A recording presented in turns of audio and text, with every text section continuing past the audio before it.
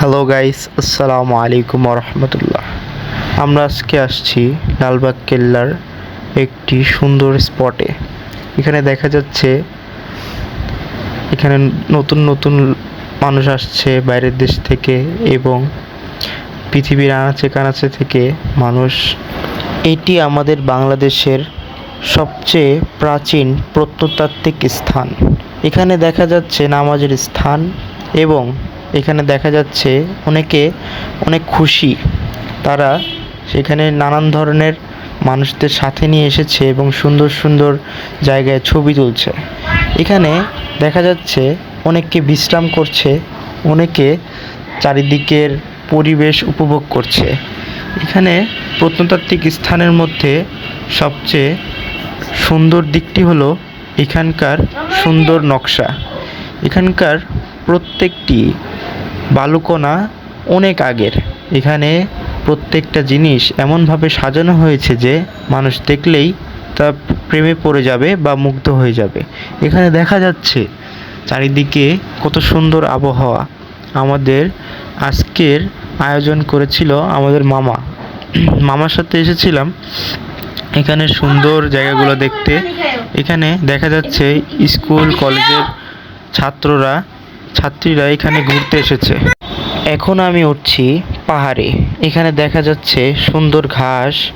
এখানে একটা ছোট্ট বাচ্চা, তার বড় ভাই তাকে সাহায্য করছে উঠতে এবং মাদ্রাসার কিছু ছাত্রীরা এখানে ঘুরতে এসেছে।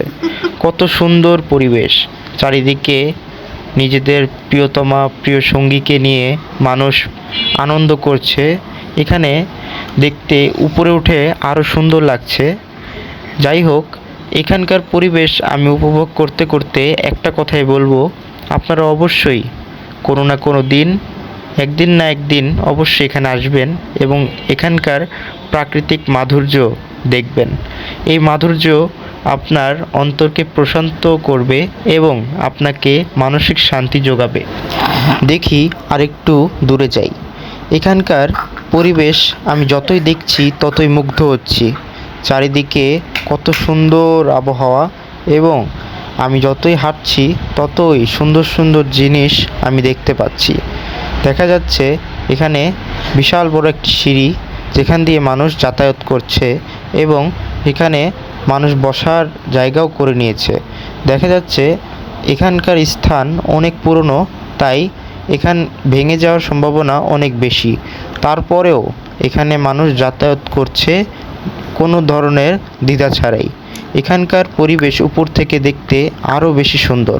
দেখুন কি সুন্দর সবুজ এবং প্রত্যেক দিন এখানকার ঘাস এমনভাবে কাটা হয় যে দেখা যাচ্ছে প্রত্যেকটা জমির অংশ সুন্দর করে ডিজাইন করা এবং প্রত্যেক জায়গায় সুন্দর সুন্দর ফুলের গাছ এবং ফলের গাছ লাগানো হয়েছে।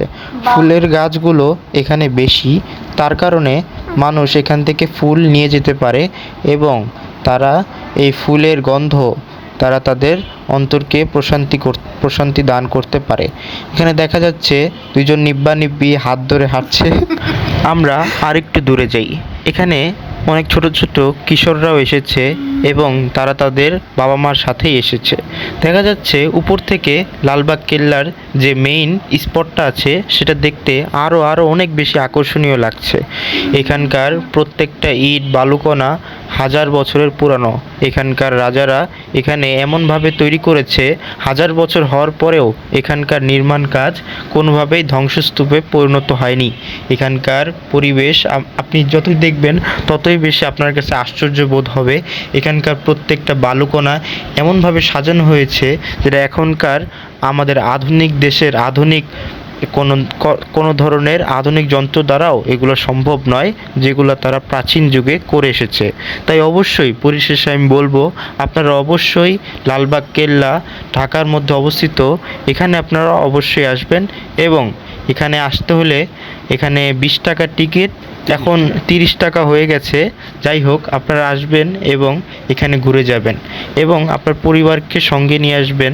তারাও দেখে এখানকার পরিবেশ উপলব্ধি করতে পারবে এবং আপনি আপনার বন্ধু বান্ধবদেরকেও এখানে আসতে বলবেন।